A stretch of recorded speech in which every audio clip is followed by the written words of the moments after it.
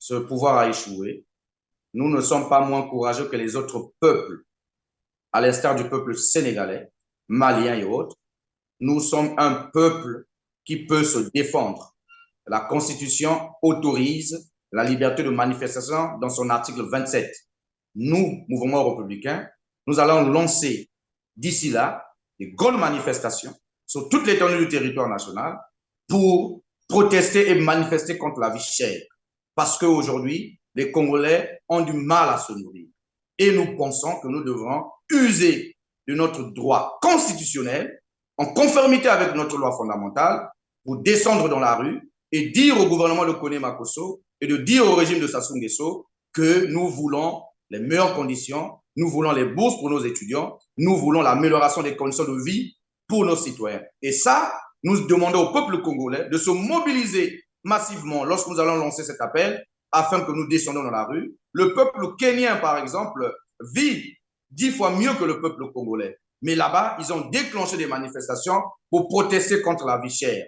Il ne s'agit pas ici d'un soulèvement populaire, loin de là. Il s'agit plutôt de revendiquer nos droits. Il s'agit de respecter la Constitution. Si on veut se dire, si on veut être un pays démocratique, à la limite, il faut aussi respecter la loi de la République. La Constitution s'impose à tous. Donc, que les forces de défense et de sécurité, qui devraient être aux côtés des populations, qui devraient jouer leur rôle de protection des populations et de leurs biens, devraient se ranger, devraient encadrer les manifestations et non tirer sur les populations et non gazer sur la population. Je voudrais aussi dire à la population congolaise que l'heure de la peur est révolue. La liberté s'arrache. On ne peut pas accepter qu'une poignée d'individus puisse prendre tout un peuple en otage. Nous voulons aujourd'hui démontrer, user de nos droits de citoyens congolais. Personne n'a hérité le Congo de ses parents ou de ses grands-parents. C'est un bien commun que nous avons reçu de Dieu et tous et toutes nous devrions nous mettre debout pour revendiquer nos droits. Et je voudrais terminer pour dire à la population de Dolisie que nous sommes de tout cœur avec eux. Nous serons à Dolisie pour être aux côtés de nos parents, pour leur dire que regardez encore la preuve palpable de l'incompétence et de l'échec de ce pouvoir.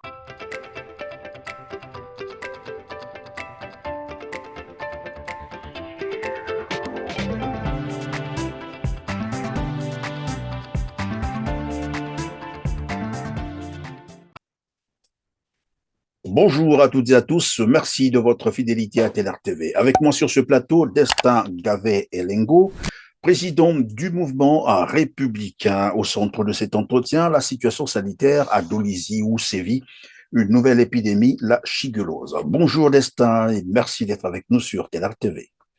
Bonjour M. Christian Perrin, bonjour à tous les abonnés. C'est toujours un plaisir de nous retrouver sur votre plateau. Merci Destin d'avoir répondu à notre invitation. Je sais que Dolisie, c'est aussi votre fief politique. J'imagine que vous suivez avec attention l'évolution de la situation sanitaire dans cette ville. Que peut-on en retenir de cette épidémie à la date d'aujourd'hui, c'est-à-dire plus d'un mois déjà, après l'annonce officielle faite par le gouvernement congolais? Nous nous rappelons tous dans les 12 batailles d'Anatole Kone Makosso, il avait dit qu'il n'y aura pas une bonne gouvernance au Congo sans une population en bonne santé. Mais aujourd'hui, ce gouvernement-là est mis à l'épreuve.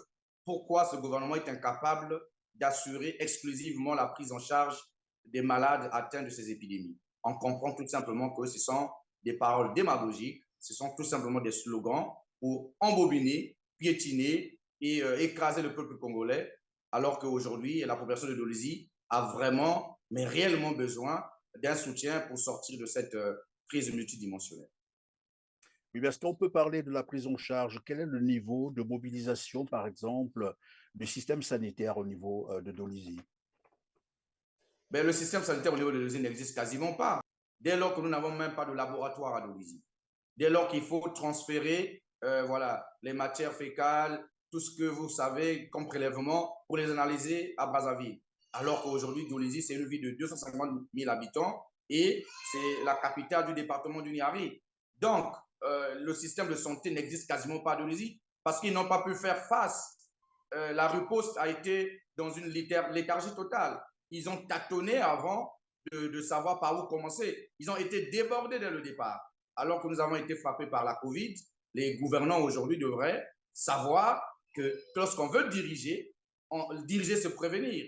On ne dirige pas dans l'amateurisme, on ne dirige pas dans l'aventure. lorsqu'on veut diriger un pays, on doit être capable d'anticiper. Et on constate encore aujourd'hui que notre gouvernement a toujours été dans la réaction, non dans l'anticipation.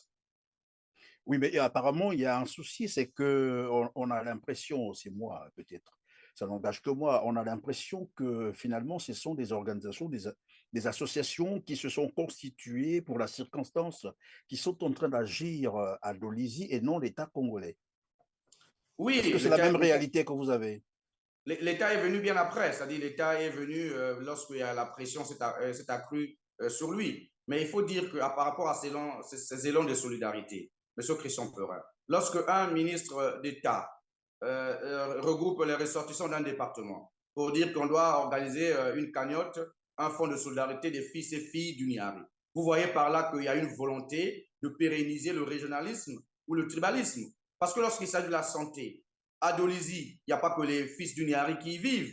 Il y a des gens, il y a des ressortissants de la Lekoumou, de la Bouéza, du Poul, de la Cuvette, de la Likwala, de la Songa qui vivent à Dolisie. Mais lorsqu'on dit qu'il faut un élan de solidarité des fils et filles du Niari, c'est une façon de pérenniser le tribalisme, le régionalisme. Et ça, nous condamnons cela avec notre dernière énergie. Parce qu'aujourd'hui, les Congolais de la diaspora qui contribuent, qui envoient des dons, de l'argent, mais ce ne sont pas des ressortissants de Dolisie, ce sont des ressortissants d'autres départements. Mais nous avons quelque chose de commun, c'est que nous sommes tous des Congolais.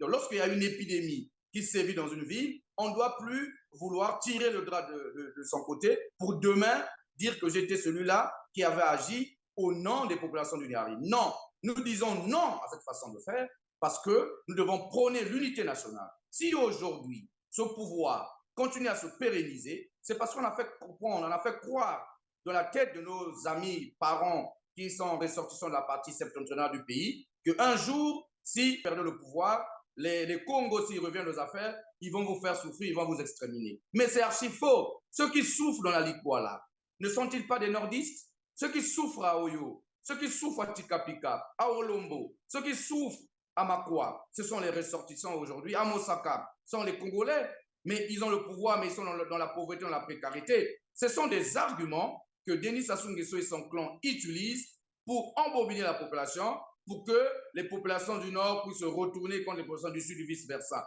Nous pensons que pour mettre fin à ce pouvoir qui a échoué durant plus de 40 ans, il faut que le peuple congolais soit uni.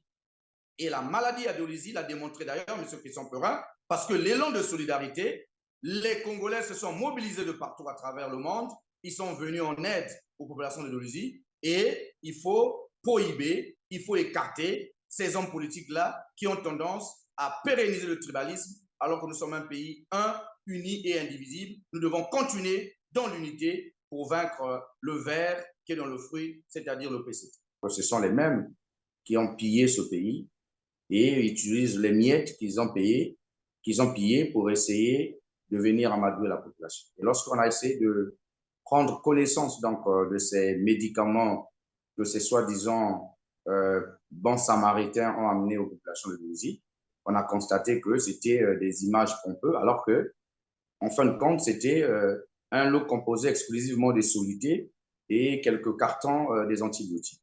Et après, quelques jours après, ces mêmes politiciens véreux ont organisé une cagnotte ici à Brazzaville.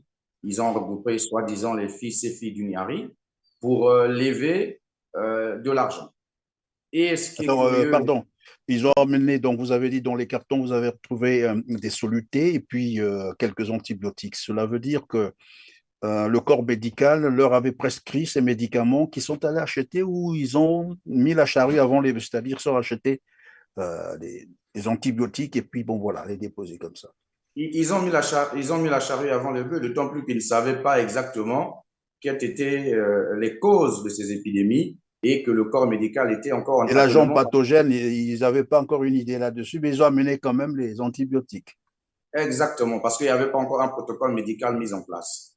Et donc, ce qui est dangereux dans tout ça, c'est que nous voyons qu'un président de la République, au lieu d'instruire à son gouvernement de prendre la totalité de la prise en charge de l'épidémie, mais il se contente, lui, en tant que président de la République, à participer à une cotisation spéciale.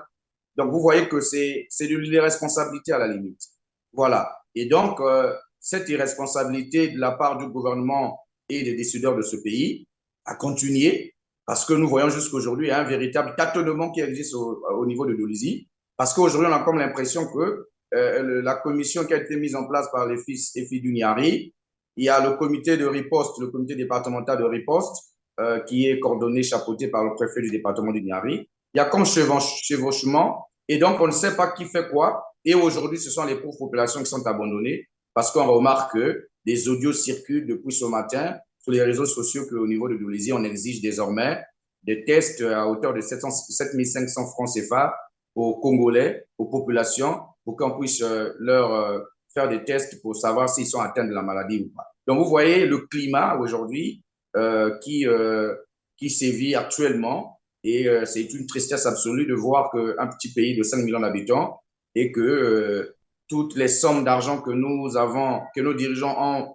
planquées dans les paradis fiscaux, ça pouvait permettre aujourd'hui à construire des véritables établissements sanitaires et faire face à de telles catastrophes parce que vous savez, aujourd'hui, à Dolisie, lorsqu'on dénombre plusieurs dizaines de morts, on est déjà arrivé à un stade de catastrophe, M. Christophe. Évidemment, tout à l'heure, je posais donc la question de savoir le niveau de prise en charge par le gouvernement. Vous me dites que finalement, c'est des particuliers qui s'organisent en association, comme vous avez dit, alors que l'article 36, vous avez rappelé tout à l'heure, enjoint donc au gouvernement de prendre charge de la population ou des malades dans ce genre de circonstances. Est-ce que vous avez une idée sur les statistiques à la date d'aujourd'hui? Nous sommes le 27 juillet 2023. Qu'est-ce que ça donne? Bon, déjà, il faut dire que, vous savez, le malheur de nos autorités, c'est qu'ils sont toujours plongés dans un mensonge accru parce que finalement, par la pression que nous avons mise à travers nos déclarations et autres, le Premier ministre, chef du gouvernement, a finalement décidé d'aller à Dolisie pour aller s'acquérir de la situation, d'aller toucher du doigt ce qui se passait à Dolisie. Et donc, à l'issue donc, de cette visite, nous avons vu un communiqué de la primature qui parlait de 23 morts à Dolisie. Bon, vous voyez qu'il y a une certaine volonté de ne pas dire la vérité aux Congolais, parce que lorsque nous regardons le communiqué, l'avant-dernier communiqué, pendant que le Premier ministre était d'ailleurs à Dolisie, du ministère de la Santé, nous avons constaté qu'effectivement, il y avait à cette période-là 37 morts au total. Et parmi les 37 morts, il y avait 27 morts à Dolisie. Donc, vous voyez déjà que le communiqué de la primature et celui donc, du ministère de la Santé a une certaine contradiction absolue. Et on avait vu qu'il y avait d'autres cas de mort, notamment au niveau des départements de Pointe-Noire, le département de la Bonza, le département de Brazzaville, où il y a eu un décès. Donc, en totalité, nous pouvons dire qu'officiellement, d'après les statistiques du ministère de la Santé, on peut compter 37 morts et plusieurs cas qui sont encore en soins intensifs, notamment avec les opérations liées à la perforation intestinale. Que disent les familles, finalement, les familles des malades, des patients? Le gouvernement souffle le chaud et le froid, c'est-à-dire, comme je vous ai dit, d'entrée de jeu, que lorsqu'il s'agit des questions de santé publique, ça revient exclusivement de la responsabilité de l'État de faire face à ça. Nous avons vu, par exemple, pendant la COVID, il n'y avait pas un citoyen congolais qui disait que moi, je veux me les bomber le torse pour aller donner des dents et des médicaments aux patients atteints de la COVID. Il y avait véritablement une procédure qui a été mise en place. On avait mis une procédure en place qui a permis à ce qu'un protocole bien suivi et l'État avait pris des responsabilités, notamment nous avons vu que les gens ont été confinés et autres. Mais aujourd'hui, ce qu'il faut remarquer, c'est que ce sont des individus voilà, qui commencent à aider. C'est des coups de cri. D'ailleurs, vous avez vu que les parents des malades ont lancé un cri de cœur à l'endroit des Congolais de la diaspora pour dire qu'ils étaient abonnés à eux-mêmes. Il y a eu une vidéo qui est devenue très virale où on a vu les patients alité dans des conditions presque catastrophiques. Donc, par là, on peut dire que l'État ne joue pas exclusivement son rôle. Maintenant, lorsque on arrive sur place au sein de l'hôpital général de Dolisie, qui est aujourd'hui le plus grand centre qui accueille les malades, aujourd'hui, nous avons des amis qui étaient sur place et ils ont effectivement eu des entretiens avec le directeur général Et ce directeur général a dit, effectivement, nous avons des médicaments ici, mais le traitement, il est gratuit, mais les examens sont payants. Vous constatez, vous voyez que on demande aux Pardon, données. les examens sont payants, c'est-à-dire les malades Mais bien sûr, donc ceux qui sont atteints de cette épidémie, lorsque vous arrivez, lorsqu'on constate que vous vous présentez quelques symptômes liés à cette épidémie, et pour que le corps médical soit certain qu'il s'agit de bien de cette maladie, ils doivent vous faire un test. Et donc, ce test-là coûte 7 500 francs CFA aujourd'hui à l'hôpital général de et c'est le Djibouti. patient qui paye. C'est le patient qui doit payer le test parce que eux, ils ont dit que les dons qu'ils ont reçus en médicaments, ils n'ont reçu que des dons en médicaments, ils n'ont pas reçu des dons qui devaient faire face aux examens de laboratoire. Donc, étant donné que les examens de laboratoire aujourd'hui, avec ça coûte extrêmement cher selon eux, et donc ce sont les malades eux-mêmes qui doivent se charger de payer les tests. Et lorsque la maladie est confirmée, à ce niveau-là, comme ils ont des médicaments, ils peuvent faire face au traitement. Donc, vous voyez, M. Christian Perrin, il y a cette volonté-là de presser la population mais jusqu'à un niveau inimaginable. C'est-à-dire qu'aujourd'hui, nous avons atteint l'apogée de la souffrance du peuple congolais et ça se témoigne par rapport à cette maladie-là. Parce que moi, je me dis, on ne peut pas aujourd'hui mais dire que le traitement, il est gratuit et les examens sont payants. Mais comment on peut faire des examens dès lors qu'on sait que les populations de Dolisie vivent dans une certaine précarité qu'on ne peut pas imaginer? La ville de Dolisie n'a aucune industrie de transformation des matières premières. Les jeunes, le niveau de chômage au niveau de Dolisie a atteint un niveau de plus de 70%. La population, plus de 80% de la population à Dolisie vit sous le seuil de pauvreté, avec des conditions extrêmement difficiles. Et lorsque vous voyez aujourd'hui le coût de la vie, vous remarquerez avec moi que les populations sont dans une situation irrémédiablement compromise. Et lorsqu'il y a une telle maladie qui arrive, au lieu que l'État, qui est garant de la santé publique, soit aux côtés des populations, mais c'est cet État-là, à travers voilà l'hôpital général, qui commence encore à presser les populations, à exiger voilà, des sommes énormes. 7500 aujourd'hui au Congo représente, M. Christian Perrin, ça peut nourrir une famille C'est pour beaucoup trop d'argent. Tout à l'heure, je disais que c'est beaucoup trop d'argent. Tout à l'heure, vous avez rappelé que, ben, enfin, il faut peut-être le rappeler à nos téléspectateurs que 70% des Congolais vivent en dessous du seuil de pauvreté, donc à moins d'1 dollar. Vous n'allez pas demander à quelqu'un qui vit à moins d'1 dollar par jour de payer 7500 francs. Euh, je crois que là, il y a une volonté carrément de. Et ce qui devient encore plus criard aujourd'hui, ce sont même les soutiens du pouvoir. Les jeunes qui ont souvent l'habitude de soutenir ce régime en perte de vitesse, ce sont les mêmes aujourd'hui qui commencent à se plaindre de ce comportement irresponsable de l'État par rapport aux victimes de cette épidémie. Donc aujourd'hui, voilà la situation. Ils disent que les traitements sont gratuits, mais il faut payer les examens. Et ça, je peux vous dire que c'est extrêmement dangereux, M. Christian Pera, parce que on a comme l'impression que l'État a peut-être d'autres idées en tête. Parce que lorsque vous connaissez la souffrance d'un peuple, vous ne pouvez plus imposer à ce peuple des misères que ce peuple ne peut pas supporter. Exiger des examens pour une épidémie nationale, je pense que si on n'a pas, on n'a pas le moyen, d'après ce qu'ils disent, mais je pense que c'est extrêmement faux. Parce que le ministère de la Santé, par exemple, a un budget de près de 250 milliards l'année. Nous avons le ministère des Affaires sociales avec des gros budgets.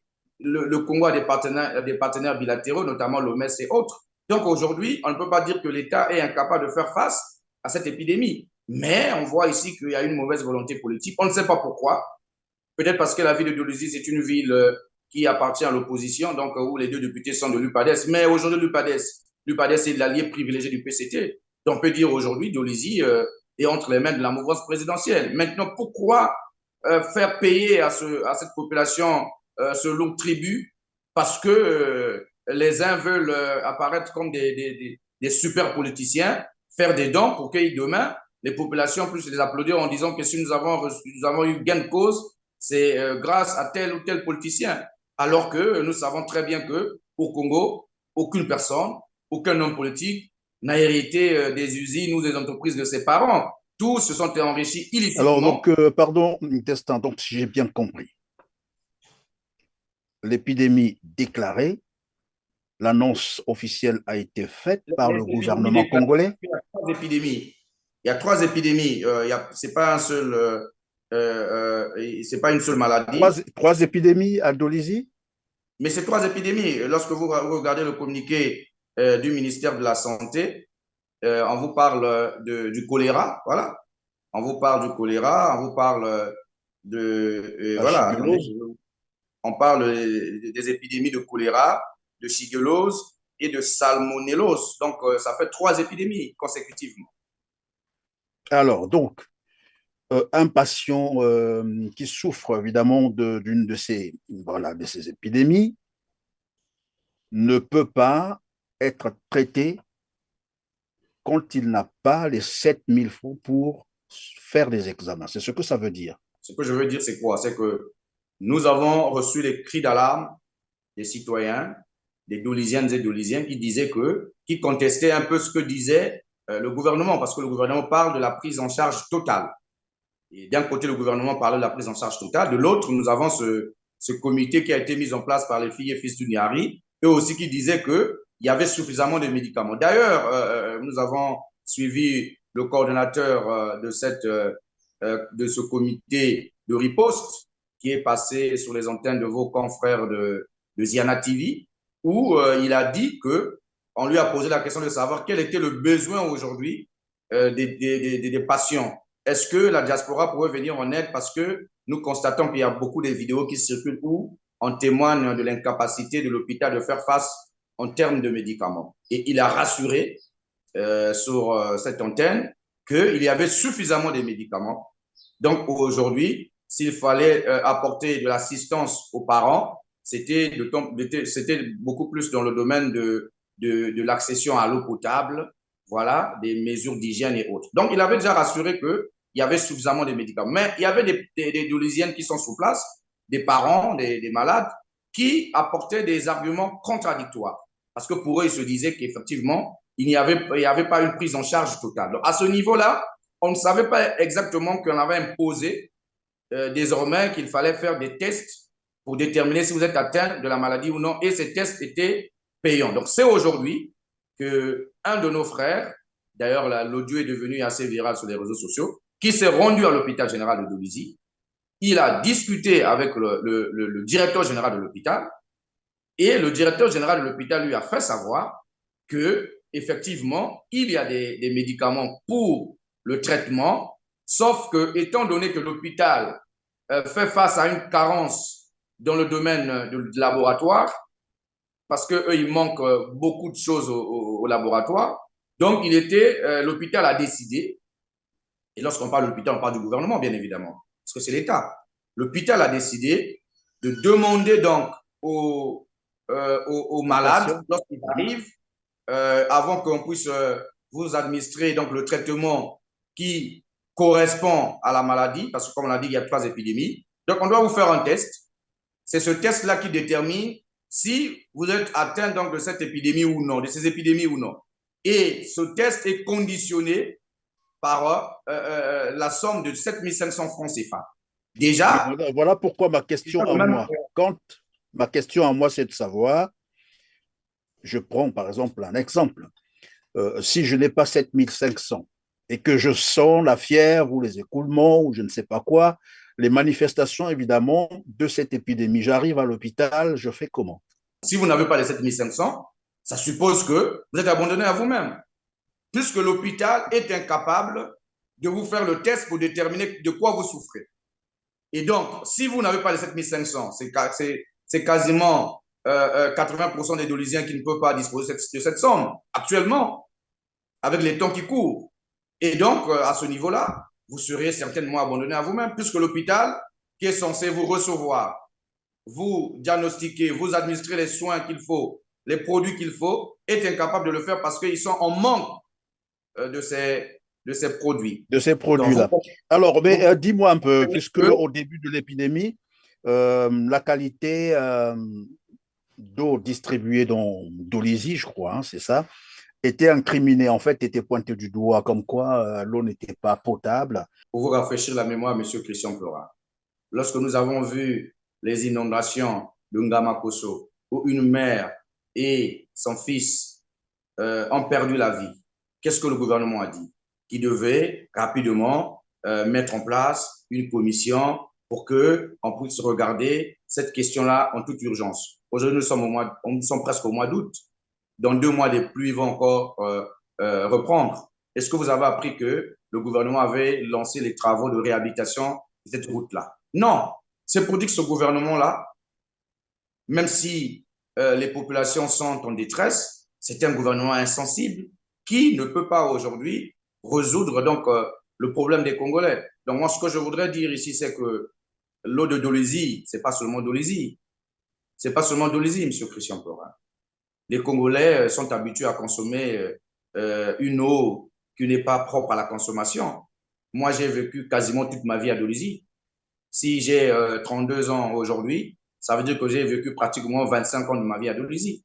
Mais je veux vous dire que à Dolezi comme ailleurs, d'ailleurs les vidéos circulent. On ne va pas dire que ce sont des informations erronées. Ce que nous disons sont des informations vraies. Moi, j'en ai vécu. Ou lorsque vous ouvrez votre robinet, c'est une eau de qualité impropre à la consommation de couleur jaunâtre qui sort de votre robinet. Hein? Ah, Dolezi. L'eau qui coule à la pompe. L'eau qui coule de la pompe, vraiment comme Voilà, ça. voilà. Le café au lait. C'est ça qui nous tue maintenant, hein, si je ne me trompe pas. Voilà.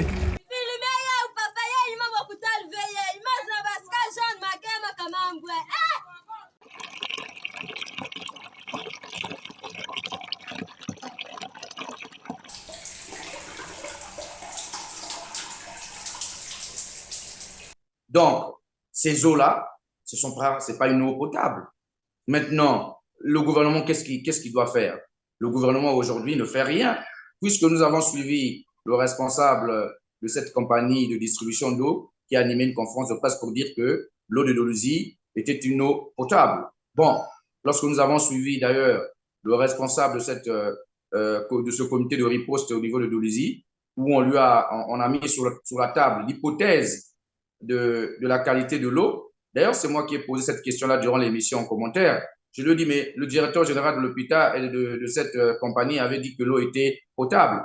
Qu'est-ce qu'il lui a dit? Il dit, non, je ne veux pas rentrer dans ça, mais ce que je peux rassurer aux populations, c'est qu'il faudrait soit bouillir de l'eau. Mais est-ce qu'on peut demander à une population de bouillir de l'eau?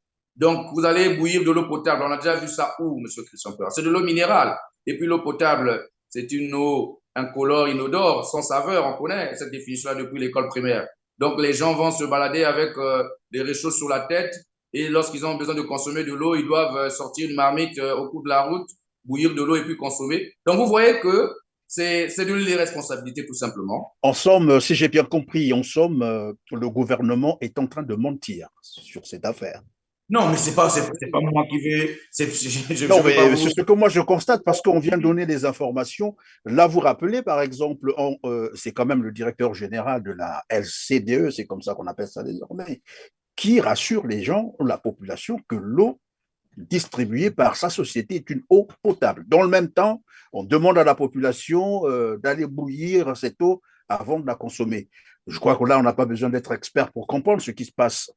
Mais même au niveau des chiffres, tout à l'heure, vous nous avez rappelé que les premiers chiffres, au départ, on a parlé de 37 morts, mais après, le gouvernement représenté par Anatole Collinet-Bakosso, donc son premier ministre, parle de 20 morts. Là, on comprend qu'il y a un réel souci, parce que même dans la prise en charge, combien même les gens avaient de l'argent, ou en prenant le cas où c'est dans une situation normale, les gens sont bien payés, ils ont leur salaire. Mais on parle d'une épidémie, on ne peut pas demander à un patient de prendre charge des examens, ça ne se fait nulle part, c'est ici que j'apprends ça. Mais vous voilà comprenez qu'il y a un souci quelque part. Et là, je crois que je ne sais pas à qui poser la question, mais c'est dangereux ce qui se passe actuellement à Dolezi. C'est finalement une localité, j'allais dire une ville, totalement abandonnée. Et là, le gouvernement est en train de montrer son vrai visage pour dire vous ne comptez pas pour la République. Monsieur Christian Porin, vous êtes un journaliste d'investigation, vous connaissez l'état de notre pays et le niveau de précarité de nos citoyens. Ici, on parle de Dolezi parce qu'il y a une maladie. Mais si vous partez dans d'autres départements, si vous partez dans la Likuala, vous connaissez l'état de l'hôpital au niveau d'Ifondo. Vous connaissez comment est-ce que les populations d'Ifondo vivent consomment, qu'est-ce qu'ils consomment en tant qu'eau, comment est-ce qu'ils vivent sans énergie au quotidien. Donc ici, les Congolais ne sont même pas en droit de, de De s'étonner. revendiquer quoi que ce soit, voilà. Non, de revendiquer, de s'étonner, parce que ce sont des faits que nous vivons au quotidien. L'État aujourd'hui est démissionnaire. Lorsque vous regardez la situation des retraités, des étudiants, le panier de la ménagère, les augmentations et autres, bientôt ça sera l'eau et l'électricité. Donc vous comprenez par là que nous sommes en face des gens qui sont insensibles à la souffrance du peuple congolais. Parce que eux, ils sont dans une certaine opulence, ils vivent dans une certaine libertinage économique, et donc ils sont obligés de ne pas s'inquiéter de ce que vivent les citoyens. Et c'est ce que nous disons matin, midi, soir aux populations, que un esclave doit s'affranchir de son esclavage. Un esclave ne doit pas attendre que le maître puisse le lâcher. Il faudrait que le peuple aujourd'hui arrive à comprendre que ceux qui nous dirigent aujourd'hui ont failli. Ceux qui nous dirigent aujourd'hui ont échoué. À 40 ans de pouvoir, Denis Sassou Nguesso est incapable, a été incapable de donner de l'eau aux Congolais, de l'eau potable aux Congolais. Parce que lorsqu'on parle de la maladie des mains sales, ça veut dire que c'est une maladie qui est liée. Parce que même aujourd'hui, le gouvernement est incapable de nous dire exactement quelle est la cause réelle de cette épidémie. Parce que, M. Christian Perrin, qu'on le veuille ou non, lorsqu'on parle de la perforation intestinale, pour nous qui avons fait le pétrole, qui avons fait forage pétrolier, lorsqu'on parle de la perforation, ça signifie que lorsqu'on veut perforer une roche, on utilise une certaine puissance. Mais quelle est donc cette eau-là qui peut perforer les intestins des Congolais, des Dolisiens? Donc, il faut comprendre, il faut qu'on puisse comprendre exactement qu'est-ce qui a été à l'origine de cette maladie. Parce qu'on nous parle de la maladie des mains sales, oui, c'est vrai, mais les mains sales, moi, comme je vous ai dit, j'ai fait pratiquement 25 ans de ma vie à Dolisie. On a toujours eu cette eau de la Lubomo. On a toujours mangé les brochettes dans la rue. On a toujours mangé les pains transportés dans les sacs par les Ouest-Africains. Mais ce sont les choses qu'aujourd'hui le gouvernement demande de ne plus consommer. À ce niveau-là, c'est très bien de le dire. Mais quelle est la réelle cause de ces épidémies? C'est la vraie question que nous posons au gouvernement de Colonel Makosso. Ils doivent être en mesure de non nous dire. non seulement la réelle, comme vous êtes en train de le dire, quelle est la cause réelle de l'épidémie, c'est quoi, c'est quelle bactérie, ou s'il faut parler en termes de bactéries, qu'est-ce qui se passe, mais aussi quelle alternative, puisqu'il ne faut plus manger tel qu'ils le font. Mais ce qu'ils oublient de dire, c'est que les gens se contentent de cela. Ils n'ont pas assez d'argent, comme on l'a dit tout à l'heure. Les gens se contentent de prendre des brochettes dans la rue, et puis voilà. C'est comme ça qu'on passe la journée à Dolisie, à Pointe-Noire, aussi à Brazzaville. Maintenant, Au-delà de ça, l'alternative, c'est quoi si les gens ne peuvent plus faire ça? voilà, au-delà, avant même d'évoquer l'alternative, on a compris aujourd'hui que le système sanitaire congolais, on le savait, mais on vient encore de s'en rendre compte à 100%. Vous voyez, Dolisie, c'est la troisième ville du pays. Dolisie est à quelques 150 km de Sibiti, la capitale de la Lekumu. Dolisie est à quelques 109 km donc, de Madingu, qui est la capitale de la Bouenza. Donc nous voyons que Dolisie, c'est la grande ville qui est plus proche de ces deux capitales départementales. Et qu'est-ce qu'on remarque, c'est que Dolisie n'a pas un laboratoire national, n'a pas un laboratoire digne de ce nom. Donc qu'est-ce qu'on fait? On prend les prélèvements à Dolisie, on transfère ça à Brazzaville, on analyse au niveau du laboratoire national de santé publique et les résultats maintenant, on met à la disposition des Congolais. Donc vous comprenez qu'une grande ville comme Dolisie, de plus de 250 000 habitants, n'a pas un laboratoire digne de ce nom d'analyse. Donc vous comprenez par là que la santé au Congo est à terre. Et donc le gouvernement de la République viole la Constitution en son article 36 qui dit que l'État est garant de la santé publique. Vous voyez que nous sommes en face des gens. Si on était, je disais récemment, si nous étions dans le domaine du trafic de drogue, on disait que nous sommes en face des narcotrafiquants. C'est-à-dire que des gens aujourd'hui qui ne se soucient pas de la population, qui pensent uniquement à s'enrichir, qui pensent uniquement à préserver des acquis, à préserver le pouvoir par tous les moyens, même quand bien même ils sont dans la réelle vie, ils voient qu'ils ont échoué, ils comprennent qu'ils ont été incapables de bien gérer un pays, mais ils sont obligés par les méthodes que nous connaissons, des intimidations, des arrestations, voilà, je dis toujours Alors, à mes puisque, amis, pardon, Destin, vous parlez des arrestations, venons-en. Donc, nous apprenons, dans le cadre toujours de cette épidémie, un artiste humoriste, Despé Malakai, a été, je crois, arrêté et jusqu'à la date d'aujourd'hui, il doit être, je crois, détenu quelque part. De quoi s'est-il agi? Pourquoi il a été arrêté? bon, il y a eu beaucoup de versions qui ont circulé, M. Christian Perrin, il faut le dire. Il y a eu beaucoup de versions. Il faut dire qu'il a été arrêté avec un médecin. Il y a un médecin aujourd'hui qui est aux arrêts. Lorsque nous connaissons les sous-effectifs en termes des agents soignants au niveau de l'hôpital général de Dolisie, une seule perte d'un agent pour ne fût-ce qu'une heure ou 2 heures est un scandale. Lorsque vous allez voir la vidéo, les images qui circulent sur les réseaux sociaux de l'arrestation de Despé Malakai, vous allez voir que Despé Malakai a été arrêté, on lui a mis les menottes avec un médecin. Ils sont tous aujourd'hui à la maison d'arrêt de Dolisie. Alors, qu'est-ce qu'on reproche à Despé Malakai? Dans un premier temps, nous avons écouté ce qui circulait, c'est qu'on lui a reproché d'usurpation de titre. Mais je pense que ça, c'est un argument farfelu. Usurpation de titre en quoi? Parce que Despé Malakai, effectivement, s'est rendu à l'hôpital général de Dolisie où il a fait des dons un peu. Il avait lancé une cagnotte et il y a eu quand même des Congolais de bonne foi qui ont participé à cette cagnotte. Et lui, donc, dans la gestion orthodoxe de ce qu'il avait lancé comme cagnotte, il a acheté des packs d'eau, voilà, et quelques denrées alimentaires certainement, qu'il a commencé à distribuer, non seulement dans les centres de santé, mais aussi il est allé dans les lieux de veillée où il y avait des parents, et il est allé déposer quelques bidons d'eau. Nous avons tous suivi les vidéos sur les réseaux sociaux.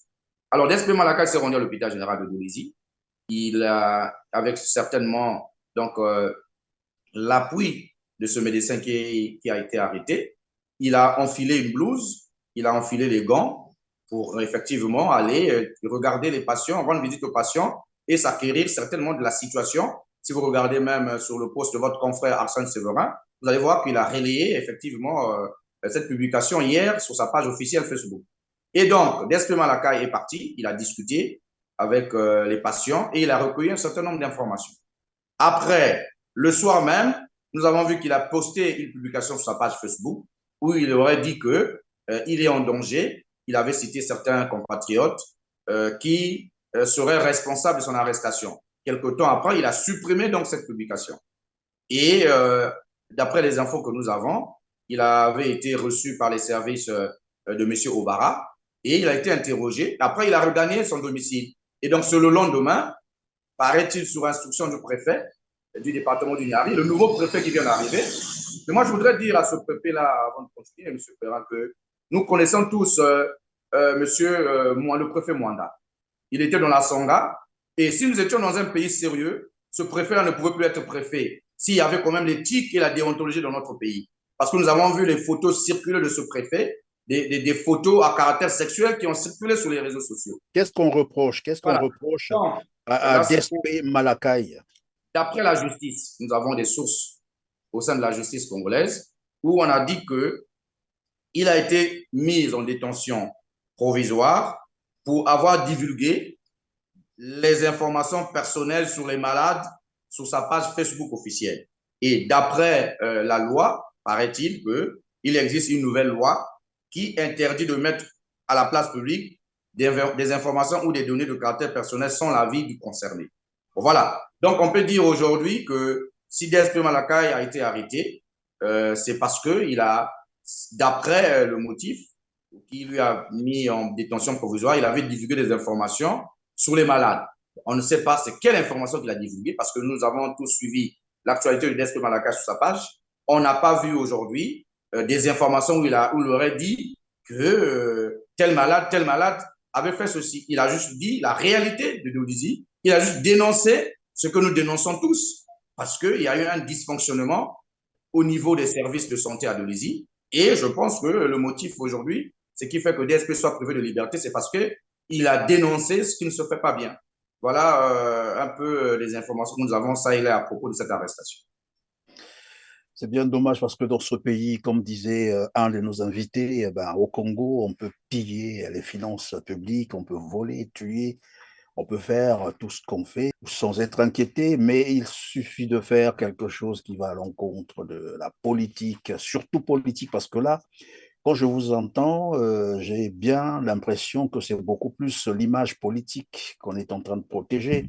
On n'a pas voulu que ce dernier puisse dire réellement ce qui s'est passé ou ce qui se passe à Dolisie. En fait, c'est ça le problème. Lorsqu'on parle des informations d'un patient, encore que qu'ils viennent dire ben tel patient souffre de ceci ou de cela, bon, on va comprendre. Mais si c'est pour annoncer l'épidémie qui est d'ailleurs réelle. D'ailleurs, ils ont accepté qu'on les filme. Ils ne se sont pas opposés. Donc, ils ont bien voulu que les gens soient au courant de la situation réelle de santé au niveau de la ville de Dolisie, notamment à l'hôpital général de Dolisie. Donc, nous allons profiter de votre antenne pour exiger, nous avons fait un communiqué du mouvement républicain hier, pour exiger la libération, non seulement de Despé Malakai, mais aussi de ce médecin, parce que nous sommes en sous-effectif. Vous savez qu'au Congo, le Congo fait partie des rares pays où les normes en termes de nombre de population et de médecins ne sont pas respectées. Oui, Donc, le ratio n'est pas respecté, de toute façon, il est même voilà, très loin. nous sommes en sous-effectif et avoir un médecin qui peut aujourd'hui aider à stopper la maladie, être derrière les barreaux, parce qu'il a permis à un citoyen congolais de parler aux malades. Je pense que ça, ce sont des arguments farfelus. Aujourd'hui, il y a des gens qui ont pillé ce pays. Il y a des gens qui ont détruit ce pays, qui ont pris des sommes énormes, ils ont caché dans les paradis fiscaux, des politiciens en cravate et en col blanc, qui circulent dans les rues de Brazzaville, qui sont aux affaires aujourd'hui, qui sont membres du gouvernement. Ces gens n'ont jamais été inquiétés par la justice congolaise. À un moment donné, il faut que nos juges soient courageux de ne pas accepter l'inacceptable. Lorsqu'on est magistrat, à un moment donné, il faut agir pour l'intérêt du peuple. Parce que ce régime va passer. Mais eux, ils ont des carrières. Ils ne doivent pas être complices avec des gens qui ont tendance à piétiner les libertés fondamentales. La Constitution du 25 octobre 2015 est très claire. L'article 25 dit que tout citoyen congolais a le droit de parler, de s'exprimer, oui, de dire ce qu'il veut. La liberté de communication est assurée. Et lorsqu'on parle des arrestations, les articles 9 et 11 de notre Constitution ont été violés parce que la procédure n'a pas été respectée. Donc, nous exigeons, nous demandons, sans condition, la libération de Despé Malakai et de ce médecin, et pour que, ensemble, tous les fils et filles du Niari et autres continuent à lutter efficacement face à ce fléau, face à cette maladie, où les pouvoirs publics ont démontré leur incompétence, ont démontré leur incapacité à faire face en tout et pour tout, puisque la prise en charge, nous avons dit ici, elle n'est pas totale. La prise en charge est partielle. Lorsque vous offrez les médicaments et que vous êtes incapable de prendre en charge des examens, oui, médicaux. On comprend par là qu'il y a deux poids, deux mesures, il y a une faille et une défaillance. L'État est défaillant, il faut le reconnaître. Donc ici, il faut laisser les Congolais qui sont capables de sensibiliser avec leurs moyens de bord, de protéger les populations. Alors on ne doit plus être là à enfreindre, à empêcher les citoyens congolais à jouer leur rôle de citoyen, parce que être citoyen aussi, c'est celui-là qui protège la vie des autres, qui veille sur la vie des autres. Et donc, si Despé Malakai agit dans ce sens, je pense que sa place n'est pas en prison, mais plutôt aux côtés des populations de Dolisie qui sont dans le besoin aujourd'hui. En tout cas, merci Destin Gavet. Je rappelle que vous êtes président du mouvement républicain. Vous étiez là en train de commenter avec nous la situation sanitaire au niveau de Dolisie. C'est la fin de cette émission, à moins que vous ayez un mot de la fin, mais sinon, bah voilà, on est arrivé à la fin. Je vous accorde au moins 2 secondes, c'est ça? Le mot de la fin, c'est toujours au peuple congolais que ce pouvoir a échoué. Nous ne sommes pas moins courageux que les autres peuples, à l'instar du peuple sénégalais, malien et autres. Nous sommes un peuple qui peut se défendre. La Constitution autorise la liberté de manifestation dans son article 27. Nous, mouvement républicain, nous allons lancer d'ici là des grandes manifestations sur toute l'étendue du territoire national pour protester et manifester contre la vie chère. Parce qu'aujourd'hui, les Congolais ont du mal à se nourrir. Et nous pensons que nous devrons user de notre droit constitutionnel, en conformité avec notre loi fondamentale, pour descendre dans la rue et dire au gouvernement de Kone Makosso et de dire au régime de Sassou Nguesso que nous voulons les meilleures conditions, nous voulons les bourses pour nos étudiants, nous voulons l'amélioration des conditions de vie pour nos citoyens. Et ça, nous demandons au peuple congolais de se mobiliser massivement lorsque nous allons lancer cet appel afin que nous descendions dans la rue. Le peuple kenyan, par exemple, vit 10 fois mieux que le peuple congolais. Mais là-bas, ils ont déclenché des manifestations pour protester contre la vie chère. Il ne s'agit pas ici d'un soulèvement populaire, loin de là. Il s'agit plutôt de revendiquer nos droits. Il s'agit de respecter la Constitution. Si on veut si on veut être un pays démocratique, à la limite, il faut aussi respecter la loi de la République. La Constitution s'impose à tous. Donc, que les forces de défense et de sécurité, qui devraient être aux côtés des populations, qui devraient jouer leur rôle de protection des populations et de leurs biens, devraient se ranger, devraient encadrer les manifestations et non tirer sur les populations et non gazer sur la population. Et je voudrais aussi dire à la population congolaise que l'heure de la peur est révolue. La liberté s'arrache. On ne peut pas accepter qu'une poignée d'individus puisse prendre tout un peuple en otage. Nous voulons aujourd'hui démontrer, user de nos droits de citoyens congolais.